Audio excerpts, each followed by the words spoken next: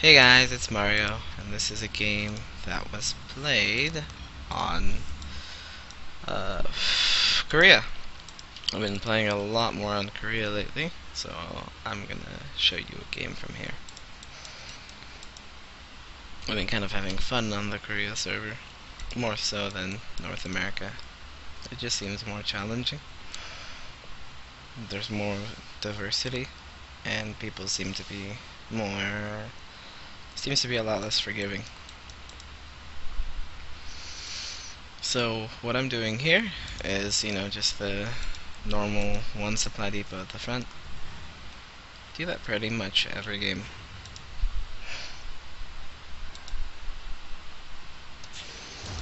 I decided to put the barracks farther away. Just a little bit, because I want to put a reactor on it at a relatively early time. So in my TvTs I've been kind of shifting towards having Marine Tank Viking out a little earlier. Benchy doesn't hurt either, but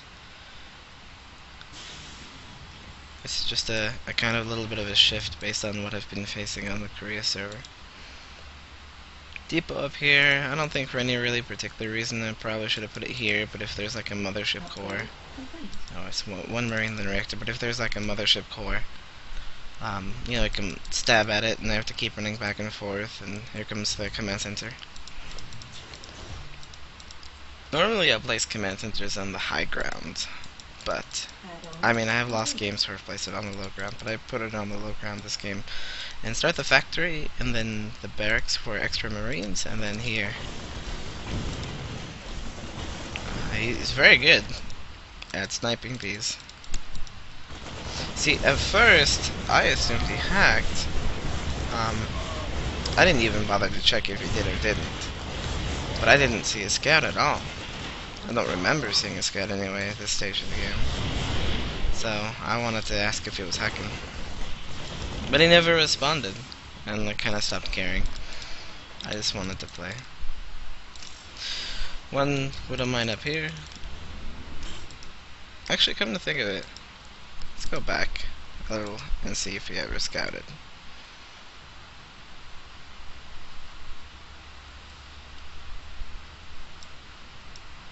So he scouts with the zealot, and the mothership core goes to the same side as I am,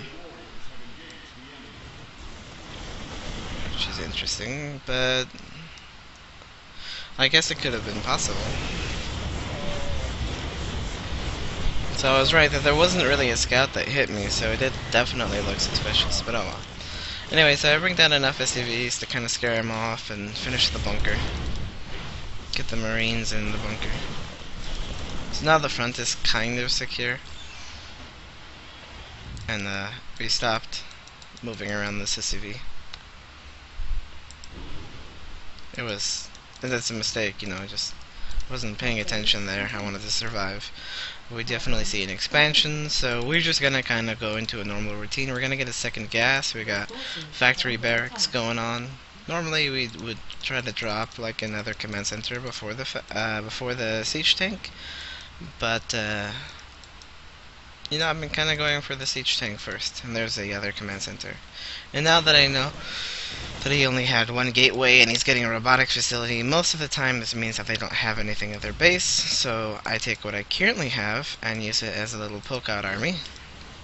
And here comes the starport. Everything else that comes is going to be, an at-home thing.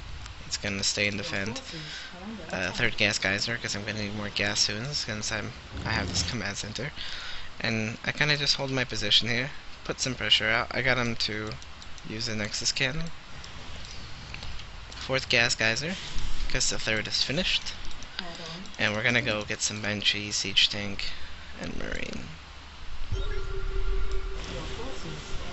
We did end up getting the observer, and we did end up actually losing more than we gained in here, which sucks, but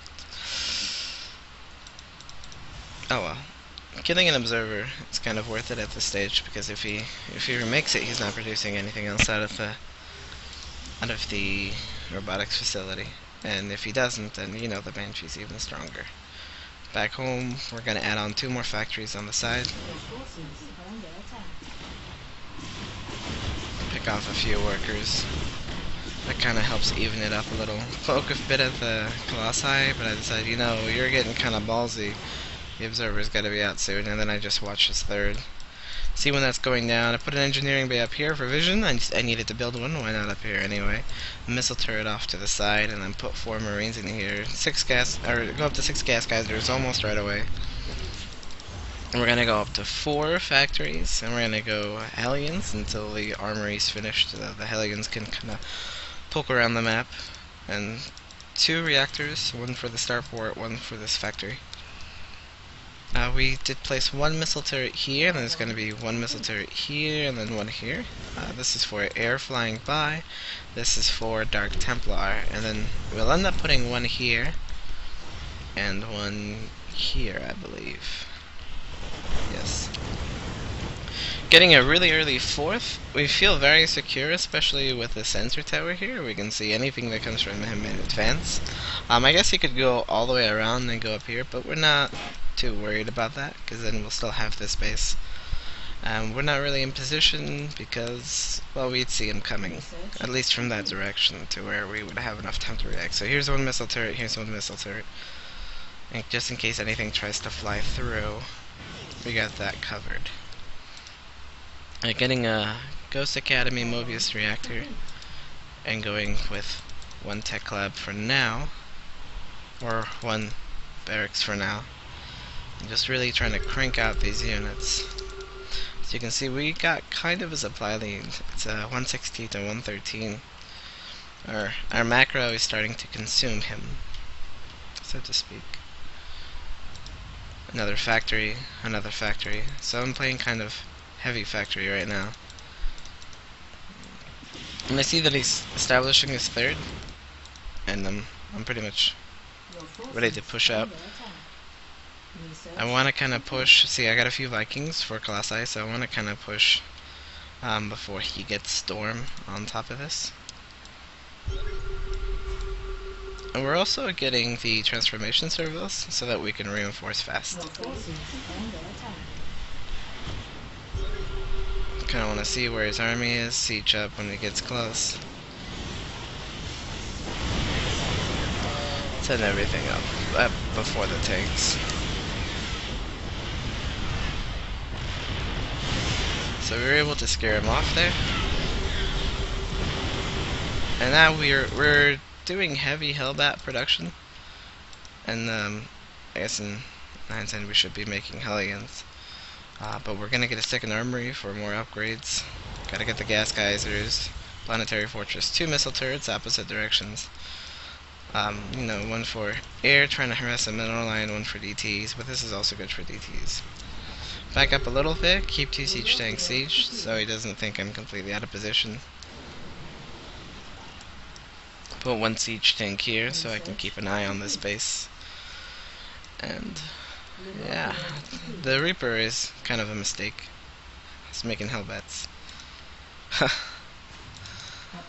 From here, I'm kind of floating a lot of money, and I want to be able to really reinforce. I know that I have a huge advantage, and now I'm making Hellions. So I'm gonna have to. What I'm gonna do is throw down a lot more factories. You know, just double check scan to see what he's got.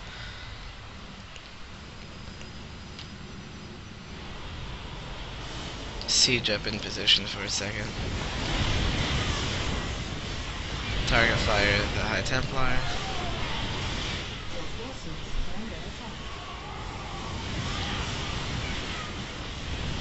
I can't quite recall if this dies, but it does look like it. And now we're just making Hellions and reinforcing. See, you can see it's almost pure Hellion right now. We only have 2 tanks, but we feel like we could overpower him.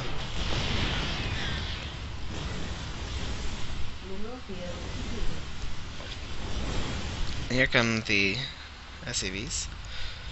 So now that we know that we're so far ahead, we're gonna drop a bunch of factories, 8 more factories, putting us at like 14, I believe. We did have a few more siege tanks on the way. Position them along the edges. And then just keep rallying over.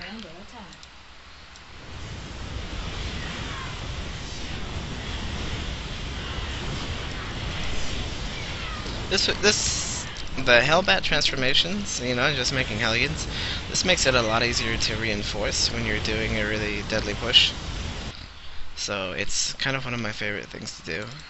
I did kind of skimp out on Vikings, I kind of skipped out on Banshees, I kind of skipped out on Ghosts. You know, there weren't really that many, but